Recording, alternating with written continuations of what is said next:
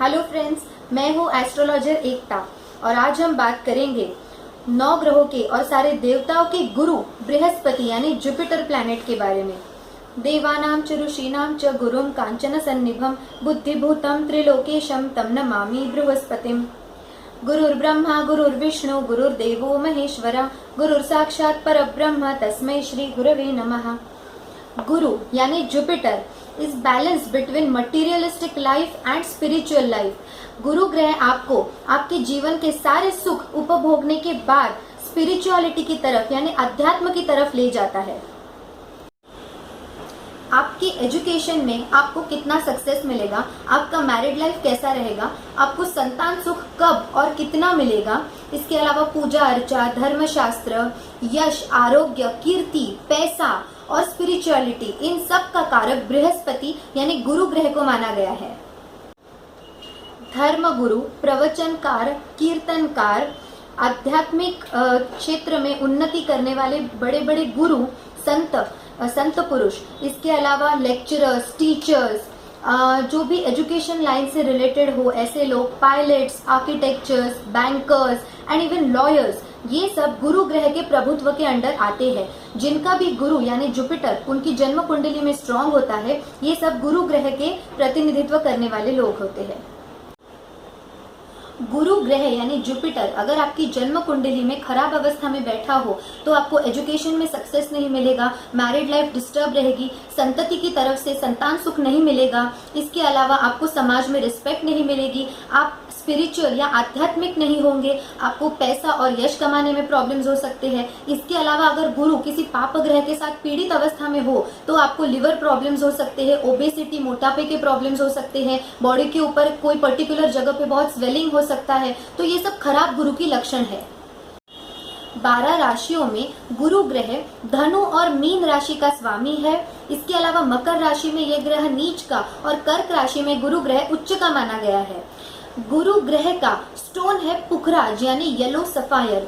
Yellow sapphire को Fortune stone भी कहा जाता है। जिन लोगों की कुंडली में गुरु किसी वजह से खराब अवस्था में बैठा है और उनको मैरिड लाइफ से रिलेटेड या फिर बच्चों की तरफ से या फिर एजुकेशन से रिलेटेड या फिर फाइनेंस और सोशल रिस्पेक्ट की तरफ से कुछ भी प्रॉब्लम्स आ रहे हैं तो ऐसे लोगों को पुखराज पहनने से काफी फायदा होता है।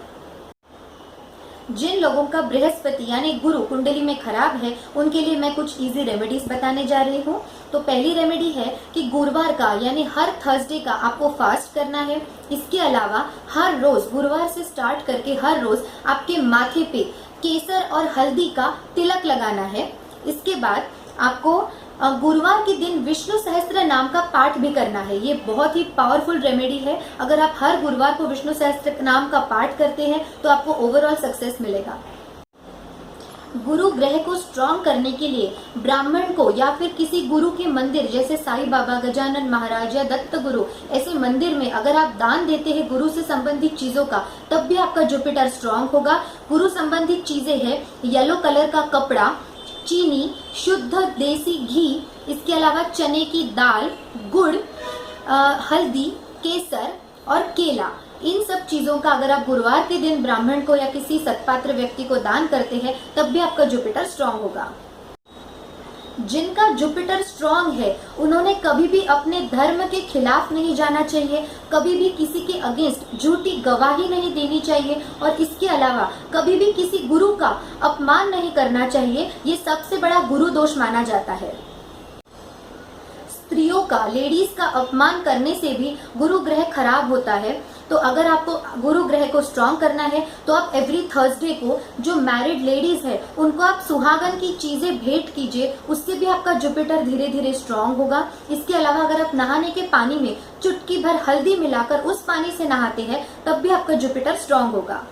चने की दाल का सेवन करने से भी आपका जुपिटर स्ट्रांग होगा। तो आप एटलीस्ट एवरी थर्सडे को चने की दाल का सेवन जरूर कीजिए। इसके अलावा जिनका जुपिटर बहुत ज्यादा वीक है उन्होंने केला और पीले कलर की यानी येलो कलर की मिठाइयाँ अगर पक्षियों को और विशेषकर कौओं को और उसके अलावा गरीबों को अगर दान देते हैं, केला और येलो कलर की स्वीट्स तब भी आपका जुपिटर स्ट्रांग होगा। इसके अलावा आपको हर रोज पीपल के पेड़ को जल देना है। सिर्फ गुरुवार और रविवार को छोड़कर आप अगर हर दिन पीपल के पेड़ को जल यानी पानी देते हैं तब भी आपका जुपिटर स्ट्रांग होगा। इसके अलावा कोई भी धर्म स्थल पे या फिर कोई भी मंदिर में आपको निःशुल्क सेवा करनी है, अगर आप ऐसी सेवा करेंगे तब भी धीरे धीरे आपका जुपिटर स्ट्रांग होने में आपको हेल्प मिलेगी।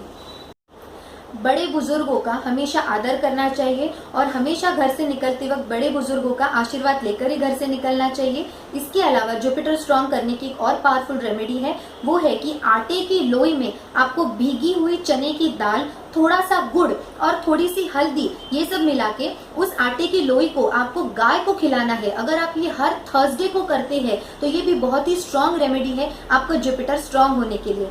तो ये कुछ मेरी खास रेमेडीज थी जुपिटर यानी बृहस्पति ग्रह को स्ट्रांग करने की। आपको ये कैसी लगी मुझे जरूर बताइए और आपके कमेंट्स का मैं वेट करूंगी। अगर आपको कोई भी क्वेरी है तो आप ekta.khotkar@gmail.com पे उसे पूछ सकते हैं। प्लीज नीचे मेरे वीडियोस को लाइक कीजिए और मेरे चैनल को सब्सक्राइब कीजिए। Thank you so much for watching my videos. Take care, bye bye.